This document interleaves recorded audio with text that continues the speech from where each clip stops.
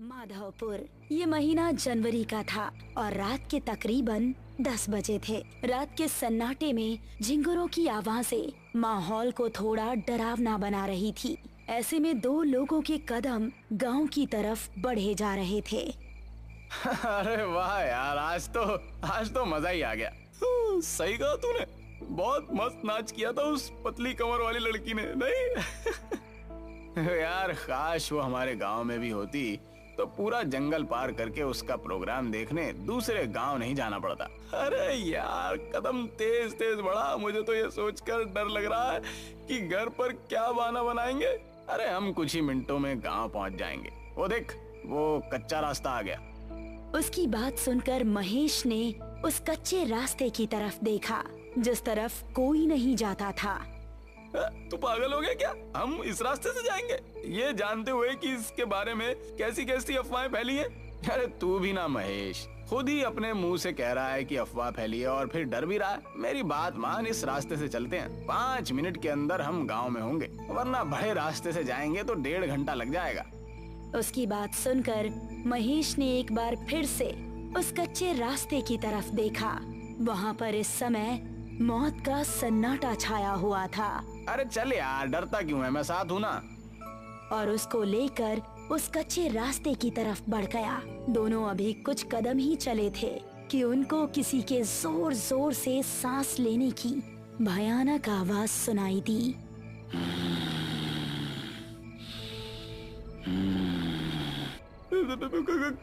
कौन है? अरे यार डरता क्यों है, कोई कुत्ता ही होगा। रमेश अभी आगे चला ही जा रहा था कि तभी उस आवाज के साथ उसको किसी के कदमों की भी आहट सुनाई देने लगी। मैंने कहा था ना, यहाँ से जाना ठीक नहीं है। अबे तू मुझे भी डरा रहा। देख, अंधेरा भी बहुत ज्यादा है, कुछ नजर नहीं आ रहा। अब बस हम दोनों अपने कदम गांव पहुंचकर ही रोकेंगे।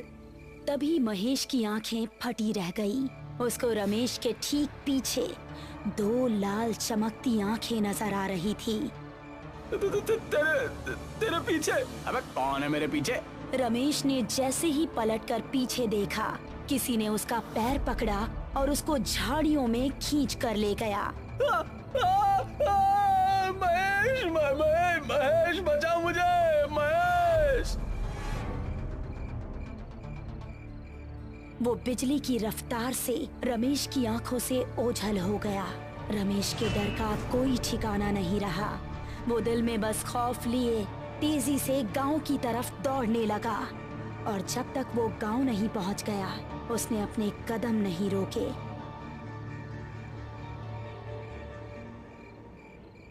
अगली सुबह जब वो गांव के कुछ आदमियों के साथ उस कच्चे रास्ते की तरफ गया तो उसको रमेश की लाश 2 टुकड़ों में जमीन पर पड़ी मिली। रमेश! उसकी आंखों से आंसू बह रहे थे और इस तरह इस कच्चे रास्ते का खौफ माधवपुर में और ज्यादा बढ़ गया। इस घटना के 3 महीने बाद मोहिनी, जो कि 21 साल की एक खूबसूरत लड़की थी, अपनी विधवा माँ और छोटी बहन मेघना के साथ इस गांव में रहने के लिए आई। बेटा, हमने वो गांव छोड़कर ठीक नहीं किया। अब पता नहीं यहाँ के लोग कैसे होंगे। मम्मी, थोड़ा तो एडजस्ट करना ही पड़ेगा ना। उस घर का किराया बहुत ज्यादा था। कुछ दिन यहाँ गुजार लेंगे तो सब नॉर्मल हो जाएगा। वो तीनों अब माधवपुर के एक घर में रहने लगे।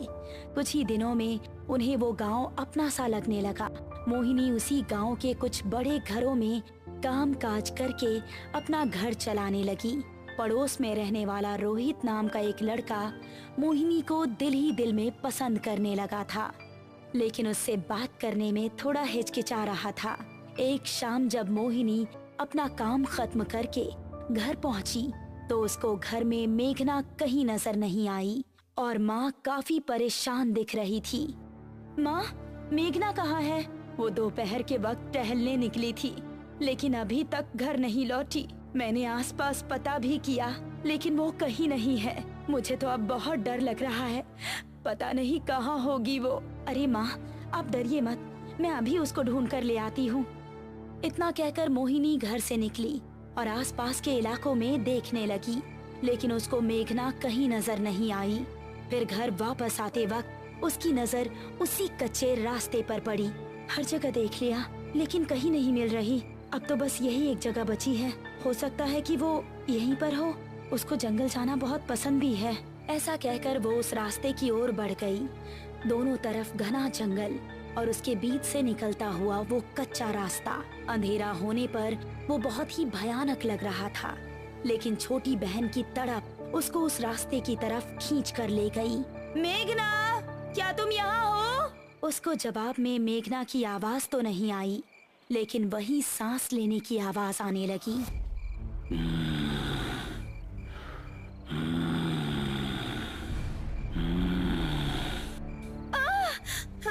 ये किस जानवर की आवाज है?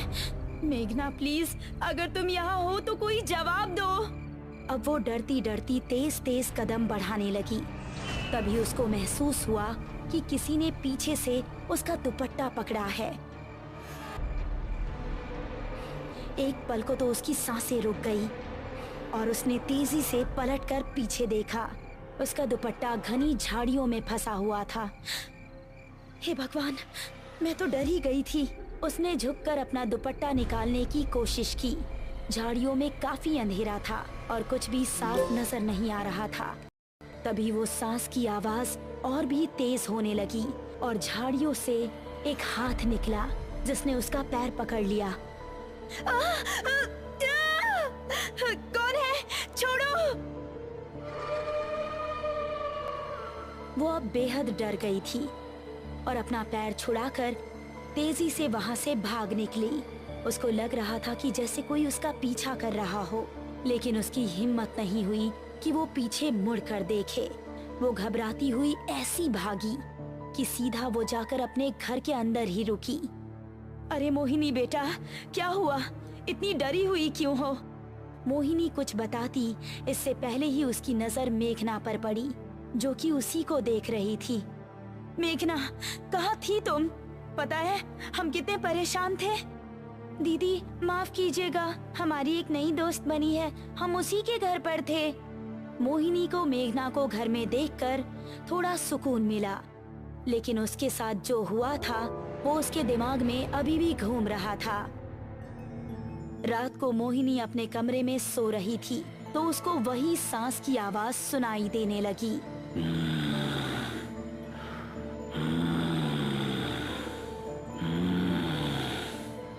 ये आवाज सुनकर वो जाग उठी और ये आवाज खिड़की की तरफ से आ रही थी। कौन है वहाँ? वो कमरे से निकली और घर के बाहर उसी मैदान में गई जो उसके कमरे की खिड़की के पीछे से दिख रहा था। कौन है? कौन हमारा नाम पुकार रहा था? मोहिनी ने गौर किया कि ये आवाज एक पेड़ के पीछे से आ रही है जिसके नीचे बहुत अंधेरा था। वो फिर भी हिम्मत करके उसकी तरफ कदम बढ़ाने लगी। जैसे ही वो उस पेड़ के पास पहुंची, किसी ने पेड़ के पीछे से निकलकर उसको कसकर गले लगा लिया। कौन है? छोड़ो हमें! अंधेरे में कुछ नजर नहीं आ रहा था, बस उन सांसों की आवाजें आ रही थी और महसूस हो रहा था कि जिसने भी उसको पकड़ा है उसका शरीर बेहद ठंडा है। बचाओ! बचाओ! उसकी चीखें सुनकर मेघना और उसकी माँ नींद से जाग गई। साथ ही पड़ोस में रहने वाला रोहित भी जाग चुका था। वो तीनों भागकर मोहिनी के पास पहुँचे तो देखा कि मोहिनी बेहोश पड़ी थी। मोहिनी, मोहिनी! रोहित ने उसको गोद में उठाया और उसको उसके कमरे में लेकर आया। क्या हो गया है मेरी बच्ची को? ये आखिर वहाँ पहुँची कैसे? माँ और मेघना दोनों बेहद डरी हुई थी। तभी मोहिनी को होश आ गया और उसने आंखें खोलते ही रोहित को सामने देखा। आप कौन हैं? मोहिनी, ये हमारे पड़ोसी हैं। यही तुम्हें यहाँ पर लेकर आए। तुम घर के पीछे क्या कर रही थी? मोहिनी ने अपने परिवार वालों को कुछ बताना ठीक नहीं समझा और उसने बात को टालते हुए कहा, कुछ नहीं माँ, वहाँ कोई कुत्ता बहुत देर से भौंक रहा था। उसकी आवाज हमें सोने नहीं दे रही थी, इसीलिए हम उसे वहाँ भगाने गए थे। हाँ, आपको वहाँ अकेले नहीं जाना चाहिए था। हम सभी बहुत ज्यादा डर गए थे। शुक्र है आप ठीक हैं। मोहिनी को रोहित की आंखों में अपने लिए फिक्र देखकर बहुत अच्छा लगा और इसीलिए उसने हल्का सा मुस्कुरा दिया। चलिए मैं चलता हूँ। आपको कोई भी जरूरत हो तो बेझिझक मुझसे मदद ले सकती हैं। आखिर पड़ोसी तो पड़ोसी के काम आता है। ऐसा कहकर रोहित वहाँ से वापस अपने घर चला गया। वो अपने बेड पर लेटा ही था कि उसको वही सांस लेने की भयंकर आवाज सुनाई देने लगी।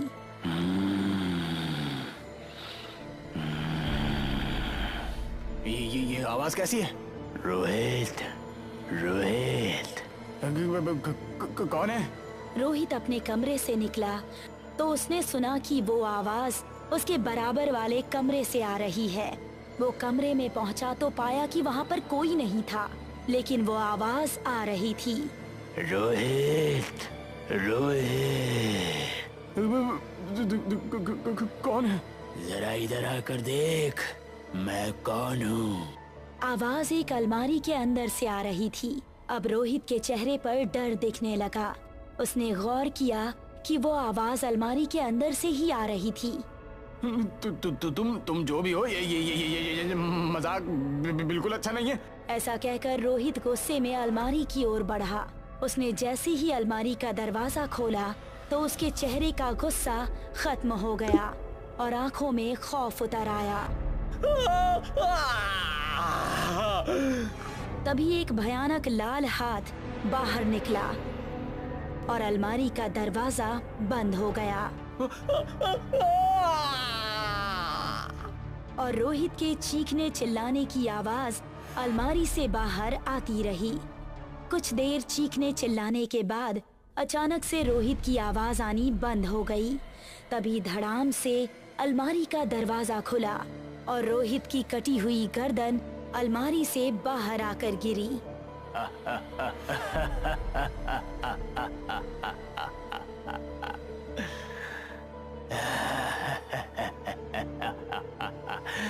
मोहिनी सिर्फ मेरी है, सिर्फ मेरी। आखिर क्या है उस कच्चे रास्ते का राज? वो भयंकर सांसें किसकी है और कौन है जो लोगों की जानें ले रहा है? मोहिनी की जिंदगी में अब आगे क्या होगा? इन सभी खौफनाक रहस्यों से पर्दा उठेगा इस कहानी के अगले पार्ट में जल्द ही।